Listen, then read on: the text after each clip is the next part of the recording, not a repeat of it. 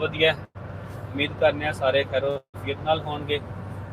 ਤੇ ਜਿਵੇਂ ਕਿ ਤੁਹਾਨੂੰ ਪਤਾ ਹੈ ਕਿ ਅੱਜ 14 ਫਰਵਰੀ ਰੋਜ਼ ਹਫਤਾ ਸਾਡਾ ਸਫਰ ਸ਼ਰੀਫ ਦਾ ਤੇ ਅਲਹਮਦੁਲਿਲਾ ਰਵਾਂ ਦਵਾਂ ਪਾਕ ਸ਼ਰੀਫ ਵੱਲ। ਅੱਛਾ।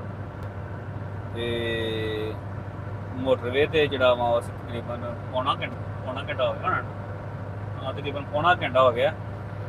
ਅਸੀਂ ਸ਼ਰਫਪੁਰ ਸ਼ਰੀਫ ਵਾਲ ਜਿਹੜੇ ਇੰਟਰਚੇਂਜ ਇੱਥੋਂ ਜਿਹੜਾ ਨਾ ਉਹ ਚੜ੍ਹੇ ਆ। ਆਵਾਜ਼ ਸਹੀ ਆ ਰਹੀ ਹੈ, ਆਵਾਜ਼ ਸਹੀ ਆ ਰਹੀ ਹੈ। Hello hello hello. ਤੁਸੀਂ ਸਾਰੇ ਸੁਣਾਓ, ਸਭ ਠੀਕ ਠਾਕ ਹੈ? ਅੱਛਾ, ਅੱਜ ਦਾ ਨਾ ਇੰਨਾ ਲੰਮਾ ਜਿਹੜਾ ਸਫ਼ਰ ਜਿਹੜਾ ਕਰਕੇ ਜਾਣਾ, ਉਹਦਾ ਮਕਸਦ ਅਸੀਂ ਅੱਗੇ ਵੀ ਤੁਹਾਨੂੰ ਦੱਸ ਚੁੱਕੇ ਹਾਂ ਕਿ ਖਿਜ਼ਰ ਵਲੀ ਚਿਸ਼ਤੀ ਸਾਹਿਬ ਨੇ ਪਾਕ ਪਤਨ ਸ਼ਰੀਫ ਦੇ ਵਿੱਚ ਤੇ ਉਹ ਨਾ ਦਰਖਤ ਲਾਉਂਦੇ ਨੇ, ਉਹਨਾਂ ਨੂੰ ਦਰਖਤਾਂ ਨਾਲ ਨਾ ਇਸ਼ਕ ਹੈ। ਤਕਰੀਬਨ ਉਹਨਾਂ 2 ਲੱਖ ਤੋਂ ਜ਼ਿਆਦਾ ਦਰਖਤ ਜਿਹੜੇ ਨਾ ਲਾਤੇ ਨੇ। ਤੇ ਯਾਨੀ ਕਿ ਇੱਕ ਹੁੰਦਾ ਨਾ ਕਿ ਇੱਕ ਨੋਰਮਲ ਇਨਸਾਨ ਹੈਲਥੀ ਵੈਲਥੀ ਇਨਸਾਨ ਹੋਵੇ, ਦੂਸਰਾ